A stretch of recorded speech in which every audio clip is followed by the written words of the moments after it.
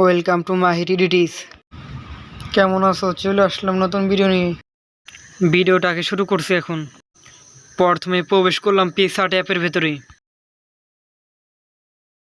All ফটোর উপরে click করে যে ব্যাকগ্রাউন্ডে ফটো এডিট করবো সেই ব্যাকগ্রাউন্ডটা নিয়ে নেব।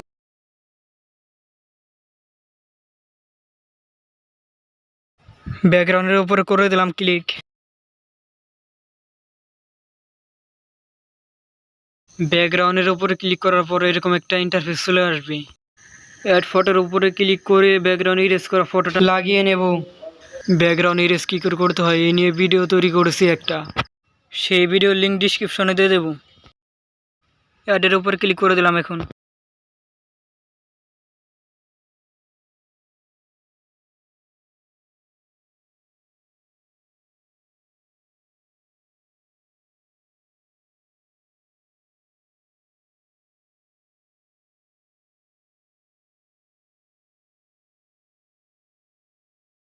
অ্যাড ফটোর উপর ক্লিক করে এখন একটা বাঘের পিএনজি লাগিয়ে নেব।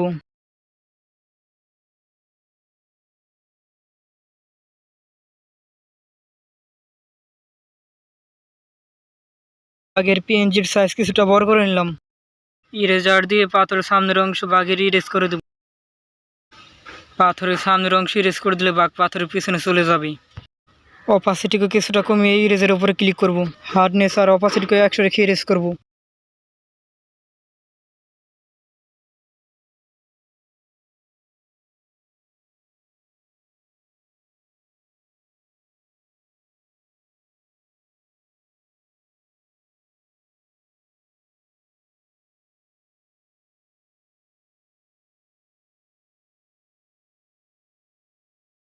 রাইটের উপরে ক্লিক করে দিলাম।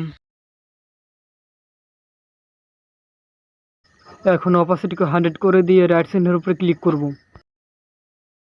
অ্যাড ফটোর উপরে ক্লিক করে আমার চ্যানেলের লোগোটা লাগিয়ে নেব। তোমাদের নামে লোগো থাকলে লাগিয়ে নেবে, আর না থাকলে লাগানোর প্রয়োজন নেই। লোগোর উপরে ক্লিক করার পর এখন অ্যাডের উপরে ক্লিক করলাম।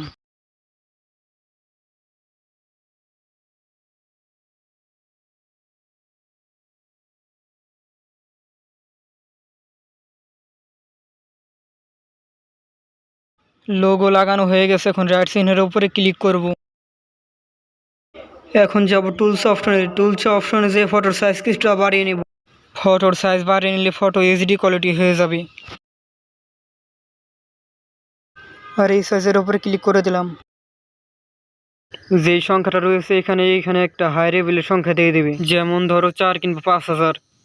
কত বড় সংখ্যা দেওয়া যাবে নিচে লেখা উঠবে। নিচে যেই সংখ্যাটা উঠেছে সেই সংখ্যাটা এখানে বসিয়ে দিলাম। এখন রিসাইজের উপরে ক্লিক করব।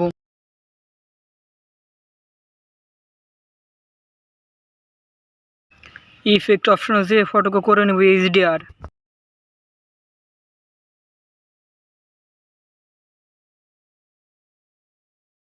এফএক্স অপশনের 2 নাম্বারটা এইচডিআর।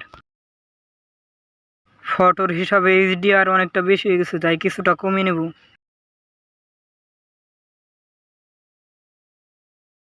এইচডিআর করা শেষ। রাইট চিহ্নের উপরে ক্লিক করলাম এখন।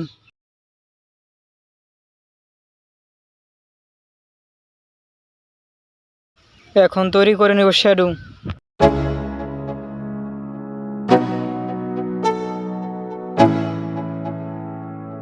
Let's go. Yo, I'm like an addict, do I gotta have it. I ain't even playing, got a really bad habit. If it moves, gotta grab it, fuse like a magnet. Lose, won't have it till I'm doomed in a casket. I ain't playing, got a weird mind. If you work 8 hours, I'ma work 9. If the shit tastes sour, you should taste mine. I'ma stay in power for a long time.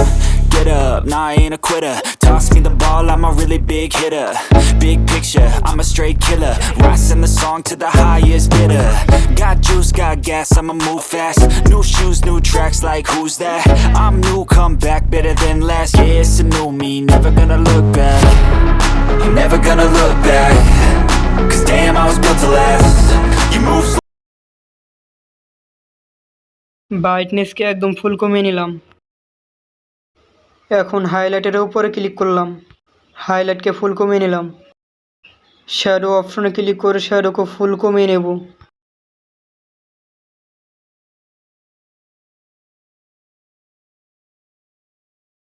Right চিহ্নের উপরে click করে দিলাম।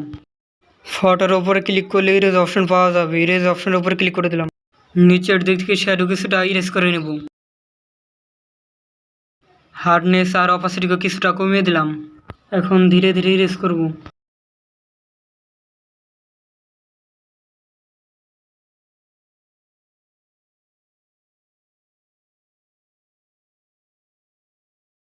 Erase করা হয়ে গেছে। এখন right চিহ্নের উপরে ক্লিক করব। এখন রাইট চিহ্নের উপরে ক্লিক করব।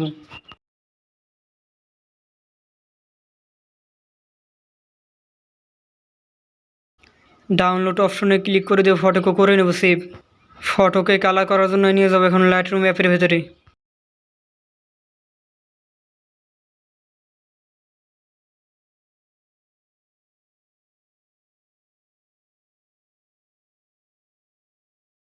অ্যাড অপশনে ক্লিক করে ফটোকে নিয়ে আসবো লাইটরুম অ্যাপের ভেতরে। ফটোর উপরে ক্লিক করে নিচে অ্যাডের উপরে ক্লিক করে দেবো। কয়েক সেকেন্ডের মধ্যে অল ফটো অপশনে ফটো অ্যাড হয়ে যাবে। ফটো অ্যাড হয়ে গেছে। এখন অল ফটোর উপরে ক্লিক করব।